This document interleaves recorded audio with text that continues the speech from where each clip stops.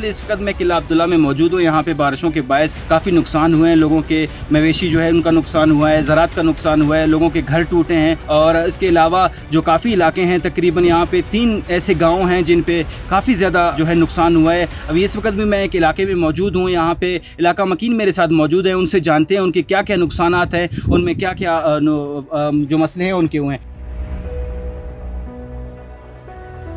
जी, किला अब्दुल्ला में मानसून के इस लेयर के दौरान जहाँ पर माचका में 2-3 बड़े डैम्स टूट चुके थे, जिनकी वजह से तमाम नदियों में सैलाबी रेले आ गए।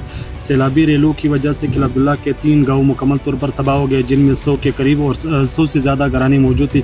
और साथ साथ इन लोगों की हमारी मवेशी 200 के करीब 300 के करीब मवेशी हमारी उसमें नदियों में बह गए, हमारे बागात तबाह हो गए। जबकि इस हंगामी सूरत-ए-हाल में वफाकी और सूबाई हुकूमत की जानिब से और ज़िला इंतज़ामिया की जानिब से अभी तक हमारे साथ कोई इमदाद नहीं किया गया और हम खुले आसमान तले अभी तक ज़िंदगी गुजार रहे हैं। हम इंतज़ामिया और वफाकी हुकूमत से गुजारिश करते हैं कि हम पूरी तौर पर हमारे लिए माली इमदाद का बंदोबस्त किया जाए। हमारे मछली में डैम का टूटने की वजह से ये बागों और बोरून की घरों के सारे नुकसान को काफ़ी नुकसान है और बोरून में अंदर पानी है।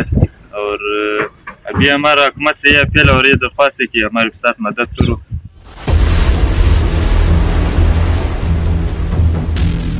जी, आपने सुना कि फौरी तौर पर माली इमदाद किया जाए। हुकूमत की जानिब से अभी तक कोई रिलीफ यहाँ पे नहीं मिला। इंतज़ामिया अभी तक खामोश है।